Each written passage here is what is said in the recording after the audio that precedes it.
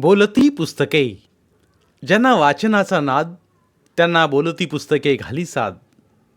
आमचं channel subscribe करा आणि सबस्क्राईब करायला इतरांनाही सांगा. नमस्कार श्रोते मित्र हो. बोलती पुस्तके सादर करीत आहे लेखक श्री दशरथ गावडे लिखित कादंबरी फेरा, प्रकरण 12. पहाटे 4च्या सुमारास ट्रक एकाच ठिकाणी बराच वेळ थांबून होता. पहाटेच्या गार वातावरणात नीरव शांतता होती. चुकूनच रस्त्यावरनं भरधाव वेगानं जाणारं एखादं वाहन वातावरणातली शांतता भंग करीत होतं. संजय व उमेश ताडपत्री अंगावर ओढून घेऊन पडून होते, पण ट्रक खूप वेळ थांबून राहिला आहे म्हणून संजयनं आपल्या अंगावरची ताडपत्री हळूच बाजूला सारली व उठून त्यानं डोळे चोळतच त्यानं इकडं तिकडं पाहिलं. एका मोठ्या रस्त्याच्या कडेला ट्रक उभा होता. त्या रस्त्यावर सगळे दिवेच दिवे जळत होते. तो फार घाबरला. घाबरून तो परत ताडपत्रीत जाऊन आडवा झाला. आपण कुठं आलोय व ट्रक इतका उशिरा एकाच ठिकाणी का थांबलेला आहे त्याला काहीच कळेना. काल घडलेला तो जीवघेणा प्रसंग व चोरून करीत असला प्रवास आणि कालपासनं दोघांचंही रिकामे असलेलं पोट, या सर्व गोष्टीमुळे दोघांनाही रात्रभर झोप तशी लागलीच नव्हती. यमेवाडी ते हत्तरगी हा 18-20 किलोमीटरचा रस्ता पायी तुडवल्यामुळे दोघांचीही अंग शिंदली होती. सलग चालल्यामुळे अंग ठणकत होती. रात्रभर जांभया देऊन देऊन कंटाळून उमेशला आता कुठे झोप लागली होती, पण संजयला मात्र जराशी डुलकी लागायची आणि घाबरून लगेच जाग यायची. रात्रभर तो तळमळतच पडला होता. बराच वेळ झाला तरी ट्रक काही जागचा हालेना, त्याला राहावे ना. घाबरून तो पुन्हा उठला व सगळीकडे नजर टाकून पाहिलं. सर्व काही शांत होतं. त्या मोठ्या रस्त्याला लागून एका बाजूला बैठी घरं होती तर दुसऱ्या बाजूला उंच इमारती उभ्या होत्या. रस्त्यावरच्या दिव्यांच्या उजेडात रस्त्याच्या कडेला भरपूर लोक झोपलेले दिसत होते. डोळे चोळतच त्यानं एका दुकानावरचा बोर्ड वाचला. बोर्डाच्या खालच्या बाजूला परळगाव, मुंबई असं लिहिलं होतं. त्याने गडबडनं ताडपत्रीत घुसून उमेशला हलवून जागं केलं व मुंबई आलेल्याचं सांगितलं. अंगावर जे ताडपत्री बाजूला सारून उमेश पटकन उठून बसला. भीतीनं त्याला कापराच भरला. अंग लटपटू लागलं. लटपटतच त्यानंही उठून डोळे चोळत तो बोर्ड वाचला. बोर्ड वाचल्यावर आपण मुंबईत येऊन पोचलो याची त्याला खात्री पटली. खऱ्या अर्थानं दोघांच्याही जीवनाची नौका गावचा किनारा सोडून आता मुंबई गावाच्या खोल समुद्रात येऊन पोचली होती. अगोदरच उमेश घाबरट स्वभावाचा. बोर्ड वाचल्यावर त्याच्या अंगावर झरझरून काटा आला. मनातनं तो खूपच घाबरला. आता कुठं जायचं? ना कुणाची ओळख ना पाळख. कुठेतरी चुकलो बिकलो तर आपलं काय होणार या भीतीनं त्याला हुडहुडी भरली. तो जास्तच लटपटू लागला. काल संध्याकाळी ज्या दिशेनं ते ट्रकमध्ये बसले होते त्याच पाठीमागच्या दिशेनं दोघंही हळूच खाली उतरले. रस्त्यावरच्या दिव्यांच्या उजेडामुळे रात्र आहे की दिवस आहे हे त्यांना काहीच कळेना. मोठाच्या मोठा रस्ता, दिव्यांचा झगमगाट, वातावरणातला एक वेगळ्याच प्रकारचा वास व रस्त्याच्या कडेला फुटपाथवर अस्ताव्यस्त झोपलेली माणसं, हे सर्व दोघांसाठी नवीनच होतं. उमेश जास्तच घाबरला व तोंडावर टॉवेल दाबून धरून रडू लागला. आपल्याला या मुंबईबद्दल काहीच माहीत नाही. आता पुढं आपलं कसं होणार कोण जाणे. या विचारामुळे त्याला धडकी भरली. तो जास्तच रडू लागला. संजय त्याला धीर देत हळू आवाजात समजावू लागला. तो काहीसा शांत झाला व त्यानं संजयचा हात घट्ट पकडून ठेवला. किती वाजले त्यांना काहीच कळेना. दोघंही गोंधळून गेले. तशाही अवस्थेत ज्या ट्रकमधनं चोरून प्रवास केला होता व ज्या ड्रायव्हरनं त्यांना मुंबईत सही सलामत आणून सोडलं होतं त्या ट्रकला व ट्रक ड्रायव्हरला संजयनं मनोमन हात जोडले. संजयचं पाहून उमेशनं पण हात जोडले. मनातनं त्यांचे आभार मानले. कोणत्या दिशेला जायचं त्यांना काहीच कळेना. ज्या दिशेला उतरले त्याच दिशेनं फुटपाथवर झोपलेल्या लोकांना चुकवत ते पुढे चालू लागले. जिथं लोक झोपलेले नाहीत अशा ठिकाणच्या एक कोपरा पाहून दोघांनीही रात्रभर कोंडून ठेवलेली लघुशंका ओळखली. पुढे जाऊन एका दुकानाच्या पायरीवर बसून राहिले. बराच वेळ तिथं बसून राहिले. मनात येणाऱ्या नाना प्रकारच्या शंका व भीतीमुळं पहाटेच्या थंड वातावरणात सुद्धा दोघांना घाम फुटला. झोप मिळाली नसल्यामुळं डोळे खूप चुरचुरत होते. बऱ्याच वेळानं झोपलेले लोक एक एक करीत उठून स्वतःची बळकट गुंडाळून घेऊन जाऊ लागले. आता वाहनांची वर्दळही वाढली. त्यामुळं आता उजाडणार असं त्यांना वाटलं. पण अजून चांगला उजेड आला नसल्यानं ते तिथेच बसून राहिले. हळूहळू पहाटेचा प्रकाश सगळीकडे पसरू लागला. माणसांची ये जा चालू झाली. लोक हातातनं दुधाच्या बाटल्या व पेपर घेऊन जाताना दिसू लागले.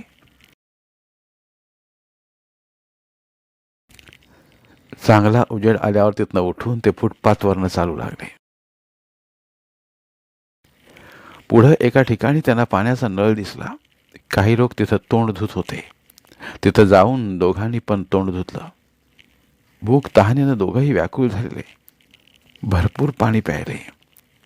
काल दुपारचं जेवण आणि संध्याकाळी हत्तरगीच्या एस टी स्टँडवरच्या नळाचं प्यायलेलं पाणी रात्रभर कुठेच्या कुठं गेलं होतं. टॉवेलनं तोंड पुसलं व पुढे चालत राहिले. येणारे जाणारे लोक या दोघांकडे पाहू लागले. त्यांची नजर चोरत ते पुढे चालू लागले. उजेड आता चांगलाच पसरला होता. कुठे एखादा हॉटेल दिसतंय का ते संजय पाहू लागला. पुढे गेल्यावर एक हॉटेल दिसलं. हॉटेलचा शेठ गल्ल्यावर बसला होता. संजयने दूरनं त्याच्याकडे पाहतच राहिला. नंतर धाडस करून त्यानं जवळ जाऊन त्या शेठला विचारलं, आमासनं कामावर ठेवून घेत्यासा? शेठ मद्रासी होता. संजय काय बोलला ते त्याला काहीच कळलं नाही. कुठला तरी भिकारी सकाळी सकाळी भीक मागायला आला आहे म्हणून तो आगे जाओ आगे जाओ असा हातोहारी करीत मोठ्यानं बोलला. कान्यांचा अवतारच तसा झाला होता. अंगावरचे मळलेले व सुरगळलेले कपडे, विस्कटलेले केस, तांबारलेले डोळे, अनवाणी पाय व गळ्याभोवती गुंडाळलेले मळके टॉवेल. अशी एखाद्या भिकाऱ्यासारखी त्यांची दशा झाली होती. त्या मद्रासच्या हावभावावरनं संजय समजून गेला व उमेशच्या हाताला धरून तो पुढे चालू लागला. घाबरल्यामुळे त्याला व्यवस्थित बोलून नोकरी पण मागता येत नव्हती. दोघं मिळून पुढे चालत राहिले. संजयनं दिसेल त्या हॉटेलमध्ये जाऊन विचारलं. आत्तापर्यंत त्यानं 4-5 हॉटेलमध्ये विचारलं होतं, पण काहीच उपयोग झाला नव्हता. एकतर यांची भाषा त्यांना समजत नव्हती आणि दुसरं महत्त्वाचं म्हणजे यांचा अवतार पाहून कोणताही हॉटेल मालक कामावर ठेवून घेत नव्हता. चालता चालता त्यांना आणखी एक हॉटेल दिसलं. त्या पण हॉटेलमध्ये जाऊन संजयने घाबरतच विचारलं, तुमच्या हॉटेलात काम असलं तर आम्हासनी कामावर ठेवून घेवा की. हा पण सेठ मद्रासी होता. संजय जे काही बोलला ते त्याला पण काही कळलं नाही. त्यानं क्या बोला तू असं त्यालाच परत विचारलं. संजयला काहीच कळलं नाही. तरी पण तेच वाक्य तो पुन्हा बोलला. मालकाला परत काहीच कळलं नाही. पण मालकाच्या बाजूला एक वेटर उभा होता. तो मराठी असल्यामुळे त्याला संजयचं बोलणं समजलं. त्याची भाषा त्यानं जाणली. वेटरला वाटलं की हे कुठल्या तरी गावावरून आलेले दिसतात व यांना कामाची गरज आहे. त्यानं शेठला हिंदीत समजावून सांगितलं. तशी पण त्या हॉटेलमध्ये कामगारांची गरज होतीच. शेठ व वेटर एकमेकांशी हिंदीत काहीतरी बोलले व त्यांनी संजयला व उमेशला कामावर ठेवून घ्यायचं ठरवलं. वेटरनं दोघांनाही आत बोलावलं. आत बोलावल्यावर आपल्याला काम मिळालं असं दोघांनाही वाटलं. मला काहीसं बरं वाटलं. सुहासनं सांगितलेलं खरं झालं होतं. संजय व उमेश खात्यापित्या घरचे असल्यामुळे तब्येतीने ते गुडगुडीत होते. शिवाय रंगानेही उजळ होते. पण त्यांचा अवतार पाहून वेटर थोडा वेळ त्यांच्याकडे बघतच राहिला. कुठल्या गावावरून आलाय रे तुम्ही? वेटरने विचारलं. कोल्हापुरासनं, संजयने घाबरतच सांगितलं. अंगावर शाळेचे ड्रेस दिसतात, पळून पिळून आलाय की काय? वेटरने शंकेनं विचारलं. नाही नाही, आम्हाला कामाची गरज आहे म्हणून आम्ही आलो या. तुझं नाव काय? संजयकडे पाहत वेटरने विचारलं. माझं नाव संजय रामराव पाटील. आणि तुझं रे? उमेश शामराव पाटील. संजयच्या हाताला घट्ट आवळून धरून उमेशने लटपटत स्वतःचं नाव सांगितलं. उमेश पूर्णपणे संजयवर अवलंबून होता. त्यामुळे संजय जसं बोलेल आणि जसं करेल तसंच आपण पण बोलायचं आणि करायचं असं त्यानं ठरवलं. ठीक आहे, माझ्याबरोबर या. असं म्हणत वेटर त्यांना जिन्यावरनं वरती घेऊन गेला. हॉटेलच्या वरती सर्व स्टाफची राहायची सोय होती व स्टोअर रूमसुद्धा तिथंच होती. वेटरनं स्टोअर रूममधून मधल्या कपाडातलं 2 ड्रेस काढून आणून दोघांच्या हातात दिलं. नंतर त्यानं टॉयलेट व बाथरूमकडे बोट दाखवत, तिथे टॉयलेट व बाथरूम आहे, टॉयलेटला जाऊन या, आंघोळ करून हे ड्रेस घालून खालती हॉलकडे चला. असं बोलतच तो खालती निघून गेला. दोघांना काहीच कळलं नाही. तरी पण वेटरनं बोट करून दाखवल्या जागेकडे जाऊन संजयनं दरवाजा ढकलून वाकून पाहिलं व तो समजून गेला. तसं त्यानं उमेशच्या कानात सांगितलं. घाबरल्या अवस्थेत दोघांनीही गडबडनं सर्व काही आटोपलं व वेटरनं दिलेले ड्रेस घालून तयार झाले. दोघांनाही थंड पाण्यानं आंघोळ करावी लागली होती. हे सगळं त्यांच्यासाठी अगदी नवीनच होतं. टॉयलेट व बाथरूम तर त्यांनी पहिल्यांदाच बघितलं. नाहीतर गावाकडे आंघोळ करण्यासाठी नहाणे असते व टॉयलेट म्हणजे सकाळी तांब्या घेऊन रस्त्याच्या कडेच्या गटारात किंवा कुणाच्या तरी परड्यात, नाहीतर ओप्याच्या बांध्याच्या आडोशाला जाऊन उरकून घ्यायचं. आत्तापर्यंत ते असंच करीत आले होते. अर्थात गावाकडे हीच पद्धत होती. दोघेही खाली हॉलमध्ये आल्यावर त्या वेटरनं त्यांना नाश्ता व चहा दिला. नाश्त्यावर दोघंही तुटून पडले. काल दुपारच्या जेवणानंतर दोघांच्याही पोटात काहीच गेलेलं नव्हतं. त्यामुळे त्यांना खूपच अशक्तपणा आला होता. आता या वेळेला त्यांना काहीतरी खायला मिळण्याची सक्त गरज होती. पण आता कामही मिळालं, नाश्तासुद्धा मिळाला आणि राहण्यासाठी आसरासुद्धा मिळाला. पोटाला आधार लागल्यावर दोघांनाही जराशी तरतरी आली. नंतर वेटरनं त्यांना काम काय आहे ते समजावून सांगितलं. टेबलवर कपडा मारणं, ग्राहकांना पाणी देणं, उष्ट्या प्लेट्स व खरकटी ताटं उचलणं, झाडू मारणं व लादी पुसणं असली कामं होती ती. चहा, नाश्ता, जेवण व राहण्याची सोय सर्व हॉटेलतर्फे असेल. सुट्टी आठवड्यातून फक्त रविवारी मिळेल. 2 ड्रेस मिळतील व ते आठवड्यातून एकदा धुवून मिळतील व पगार शेठला विचारून नंतर तुम्हाला सांगतो, असं त्या वेटरनं त्यांना सांगितलं. दोघांना काहीही कळलं नाही. तरीही त्यांनी आनंदानं ठीक आहे म्हणत मुंडी हलवली व काम करायला तयार झाले. दुसरा पर्यायच नव्हता.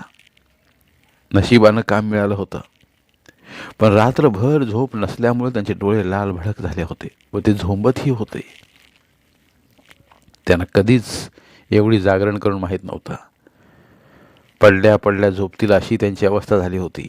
पण आता कुठल्याच गोष्टीला पर्याय नव्हता. पहाटे ट्रकमधून उतरल्यापासून काल दुपारी घडल्या त्या वाईट प्रसंगाला, हत्तरगीपर्यंतच्या पायी प्रवासाला, धरणारा ट्रकातनं चोरून केलेल्या प्रवासाला व आपल्या येमेवाडी गावाला ते काही काळासाठी आता विसरून गेले होते.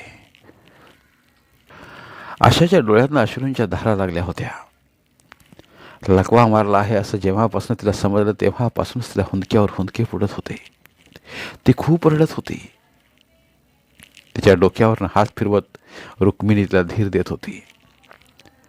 क्षणाक्षणाला स्वतःच्या मनातनं उमळून वरती येऊ पाहणारं दुःखाचं आवंड गिळून ती आशाला शांत करीत होती. स्वतः रडलं तर पोरीचा फारच धीर खचणार हे ती समजून गेली होती. म्हणून ती स्वतःच रडू आवरत होती. संगीता व सुनीता पण आशाला धीर देत तिच्या बाजूला कॉटवरच बसल्या होत्या. पाटील, शामराव व महादेव डोक्याला हात लावून भिंतीला टिकून बसले होते. दादा, मी गावाकडे जाऊन येतो आणि येताना तुमच्यासाठी जेवण बी बांधून घेऊन येतो. त्याच्यानं तुम्ही काय बी खायला नाहीसा. सकाळी 6 वाजताच्या दरम्यान शामराव आपल्या दादाला बोलला. भाई श्यामा, तू जा गावाकडं आणि या सगळ्यासनी बी घेऊन जा. रातभर उपाशी पोटी जागल्यात बिचारी. माधबा, सुनबाई, तुम्ही सगळी मिळून श्यामासंग गावाकडे जावा. आता रकमेनी मी थांबतो इथं. श्यामा, तू सुभाषचीच गाडी घेऊन इकडे परत ये. तिची गाडी अजून थोडं दिवस राहू दे आमच्याकडं. पाटलांनी जड मनानं सांगितलं. भाऊजी, रात्री पोरं बी कुठं घरला यायला नव्हती. जाऊन पहिल्यांदा ते आल्यात काय ते बघा. रुक्मिणीनं पोरांच्या काळजीनं शामरावाला सांगितलं. ते असं बोलल्यावर रात्रभराच्या जागरणं तांबडल्या डोळ्यांनी पाटलाने अगदी भयंकर रागानं तिच्याकडे पाहिलं. पण ते काहीच बोलले नाहीत. नंतर महादेव, संगीता व सुनीता हे सर्वजण शामराव बरोबर गाडीत बसून गावाकडे गेले. गावाकडं परत येताना शामरावच्या मनात आशाला लकवा मारल्याचं दुःख तर होतंच, पण पोरं घराकडे आले असतील की नसतील याचाही ताण होता. पोरांचाच विचार त्याच्या डोक्यात फिरून फिरून रात्रभर घोळत होता. तासाभरानं गाडी गावात पोचली. सगळेजण गाडीतनं उतरले. दादा आणि वहिनीचं जेवण घेऊन पुन्हा हॉस्पिटलात जायचं आहे. तू गाडी घेऊन परत आमच्या घराकडे ये, शामरावनं सुभाषला सांगितलं. ठीक आहे, येत तू, सुभाष असं बोलला व आपल्या घरी निघून गेला. शांता अशी हाक मारतच शामरावनं घरात प्रवेश केला. शामरावचा आवाज ऐकल्यावर गोठ्यात बांधलेले दोन्ही बैल धडपडत उठून हंबरू लागले. त्यानं घाईघाईनं गवताची एक पेंडी सोडून ती अर्धी अर्धी करून त्यांच्या पुढ्यात टाकली व त्यांच्या पाठीवर प्रेमानं हात फिरवू लागला. पण बैलांनी त्या गवताला तोंडच लावलं नाही. कदाचित त्या मुख्या जनावरांना सुद्धा आपल्या मालकाच्या घरावर कोसळल्या संकटाची चाहूल लागली असावी. शामराव पुन्हा त्याच्या पाठीवर प्रेमानं हात फिरवू लागला. उमेशच्या व संजयच्या काळजीनं शांता बेचैन झाली होती. ते आत्ता येतील, मग येतील या आशेनं त्यांची रात्रभर जागून तिनं वाट पाहिली होती. नको नको ते विचार तिच्या डोक्यात येत होते. पोरांच्या आठवणीने तिला रडू फुटत होते. आशाला घेऊन सगळेजण हॉस्पिटलला गेल्यावर गंगारामची आणि तुकारामाची बायको सुगंधा व शारूबाई तिच्यासोबत काही वेळ बसून होत्या. पण रात्र झाल्यावर त्या पण आपापल्या घरी गेल्या होत्या. एकतर रमेश पाण्यात बुडून वारला होता. आशाला बेशुद्ध अवस्थेत हॉस्पिटलला नेलं होतं आणि पोरं पण अजून घरी परत आली नव्हती. या सर्व गोष्टींमुळे घरात एकटी असलेली शांता घाबरेल म्हणून रात्री जेवल्यावर शारूबाई तिच्या सोबतीला आली होती. रात्रभर शांताच्या सोबतीला शारूबाईने जनावरच तेवढी होती. शारूबाई अंथरूण टाकून आडवी झाली, पण आशाच्या व पोरांच्या काळजीनं कासावीस होऊन शांता रात्रभर आत बाहेर करीत जागीच होती. शारूबाईच्या सांगण्याप्रमाणे पोरं भिवून कुणाच्या तरी घरात दडून बसले असतील किंवा आपल्या भावाकडे गेले असतील असं तिला वाटत होतं. तो एक तिला थोडासा आधार वाटत होता. तरी पण कुठल्या तरी अनाहूत भीतीनं तिच्या काळजात धस्स होत होतं. हृदयात झर्र होऊन अंगावर काटा येत होता. त्यामुळे तिची झोपच उडाली होती. रात्रभरच्या जागरणीनं तिचे डोळे लाल भडक झाले होते. पहाट झाल्या झाल्या शारूबाई उठून आपल्या घरी निघून गेली होती. शारूबाई गेल्यावर ती पहिल्यांदा शांताराम मास्तरांच्या व भीमराव दळवींच्या घरी जाऊन पोरांना शोधून आली होती. त्यांच्या घरात पोरं गेले असतील असं तिला वाटत होतं, पण तिकडेही ते गेले नव्हते.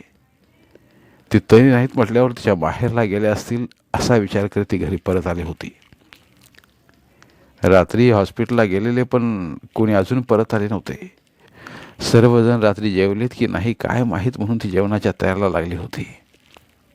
शामरावनं हाक मारली त्यावेळी ती चुलीजवळ भाकऱ्या थापटत बसली होती.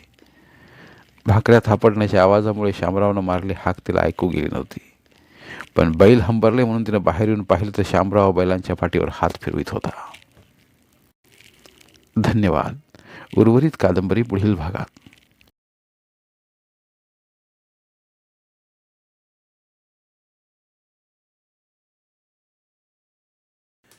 धन्यवाद. प्रिय श्रोते मित्र हो, आपल्यासाठी एक आवाहन. आमच्या चॅनलच्या प्लेलिस्ट विभागात तुमच्यासाठी शेकडो कादंबऱ्यांचे ऑडिओ बुक्स उपलब्ध आहेत.